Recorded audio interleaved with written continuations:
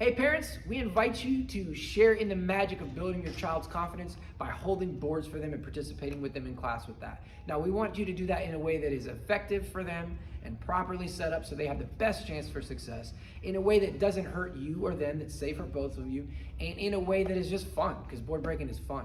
Now, the most common mistakes people make when they get their board, well, first of all, if my child is successfully hitting the pad and they're accurate and they can hit the pad, then I'm ready to hold boards for them. But if my child is all over the place kicking me in the hands and the fingers, that's not safe. They need more work on the pad first, okay? That also causes you to flinch and do this number, and then the board moves. It's not a good chance for success. So if my child is not capable yet of doing this, I'm gonna build their confidence by starting here, or maybe even starting here. And then they break this board, and then we move up until we're gradually at the full strength of the board.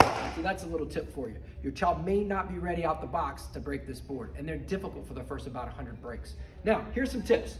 Mistake number one that people make is they bend their arms like this because they feel like they want to absorb. That makes it much harder for them to break. It's not proper. Your elbows have to be fully locked out like this. The other mistake that people tend to make is, do you see how I'm leaning backwards right now? When my child hits this board, now I'm off balance. I'm also moving with the board. So I have to be leaning forward. That may require you to get on one knee, or maybe just get in a long stance depending on how tall or short your child is. If you sit down like this, for younger kids with smaller boards, that works as long as your arms are locked out and you're leaning forward. But the stronger they get, then you end up falling backwards and you have no support. Another mistake that people make is like with the flinching, right? Like you're anticipating this to come. If you're one of those parents that has like had a traumatic experience getting kicked in the fingers, A, go back to the pad, but B, close your eyes or look away where you can't see it coming, and then it just happens, right? Another thing is holding by yourself.